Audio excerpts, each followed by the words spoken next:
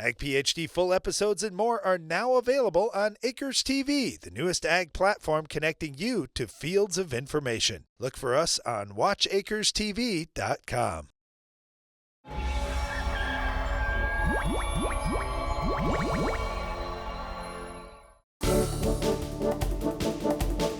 During our Farm Basics time today, we're going to talk about a question we occasionally get from non-farmers, and it's this: what is grain shrink? So for example, just recently, there was soybean harvest going on in our region of the country. And I had a non-farmer just ask me, how's the crop? And I said, well, in some cases, it's too dry. Yeah, too dry can be a problem. So here's what we look at with grain. You can sell grain at a certain moisture percentage. So in soybeans, that's 13%. With corn, it's 15 or 15.5% moisture. So when you bring that to the elevator or the processor or the ethanol plant, wherever, they will pay you for that grain, assuming that you've got 13% moisture in there or 15% moisture. But if it's wetter, they're going to take a dock. And so a lot of times you're trying to, well, I want to harvest right at that perfect percentage, but if it gets too dry. Well, and by a dock, that means they're going to reduce your price. So as a farmer, you don't want your price reduced. So what do you say? No, I want that grain dry. But you also don't want to come in at, well, they'll buy 13% moisture, pay me for all that water. If I bring in soybeans at 10%, I could have sold them a bunch more water in the grain. That would have been a better deal. Yeah, so in effect, if you're hauling in, to Darren's point, say it's 10% moisture soybeans, that means that you're going to have fewer pounds that are getting hauled in on a per acre basis because the grain is no longer at 13%.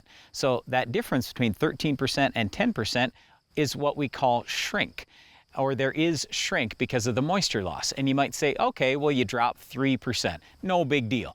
Well, it is a big deal for a couple of reasons. Number one, we figure shrink at 1.5% for every 1 point of moisture in soybeans. So a 3% moisture loss means 4.5% shrink. So we just gave up 4.5% of our income. The other reason why this is a big deal is if grain is too dry out in the field, we have much more harvest loss. So we want to harvest grain at the right moisture or even a little above sometimes to make sure we have the most total dollars for our farm. Now, when you said 4.5% of the income is lost, that's 4.5% of the gross, not the net. That could be a much bigger percentage of your net income, especially on a year where economics are a little tight on the farm. So you definitely don't want to have more shrink than you need to. For sure.